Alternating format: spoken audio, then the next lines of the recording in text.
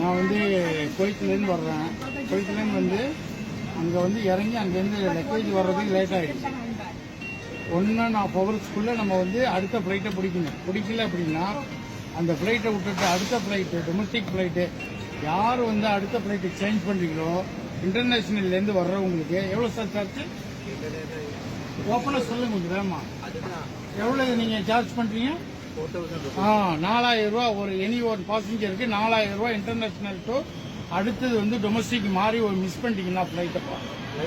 ஆனால் யாராக இருந்தாலும் சரி தயவு செய்து குவைத்திலேருந்து வர்றவங்க கனெக்டட் ஃப்ளைட்டு யாராக இருந்தாலும் சரி இண்டிகோவில் வராதீங்க.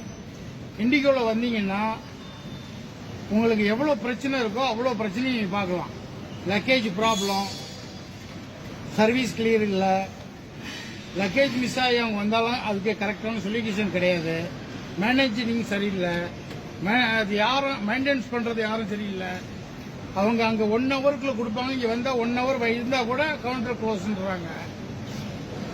என்ன எதையுமே சரியில்லை. அங்கேருந்து இங்கே வந்ததுக்கு பிறகு அவங்க என்ன செய்யறாங்க, 4,000 ரூபா சார்ஜ் பண்றாங்க. எந்த ஒரு ஃபிளைட்டுக்கு அடுத்த ஃபிளைட்டுக்கு கனெக்ஷன் கொடுத்தா 4,000 ரூபா சார்ஜ் பண்றாங்க. இவங்க சார் வந்து சென்னையில் இருக்காப்புல, இவங்க தான் மேனேஜர். காட்டு இங்கே காட்டு சாரை பார்த்துங்க, மேனேஜர் இவர் தான். 4,000 ரூபா சார்ஜ் பண்றாரு. கம்ப்ளீட்டா பில் எல்லாம் வாங்கிட்டு அதுக்கு பிறகு நான் ஆபீஸ்க்கு வந்து நாங்கள் பார்த்துக்குவேன். பட் ஆனால் நீங்க செய்யறது யாருமே இந்த எந்த பொருள் குவைத்திலேருந்து வர்ற எந்த பாசஞ்சரா இருந்தாலும் தயவு செய்து கையெடுத்து கும்பிடுறேன். ஆனா இதுல வராதிங்க. எதுல வராதிங்க? இண்டிகோல வராதிங்க.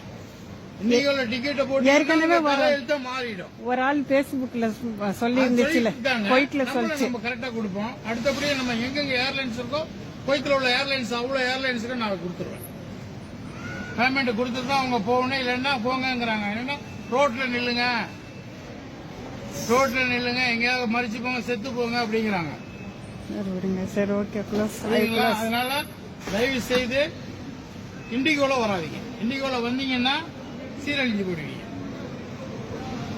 சரி க்ளோஸ்.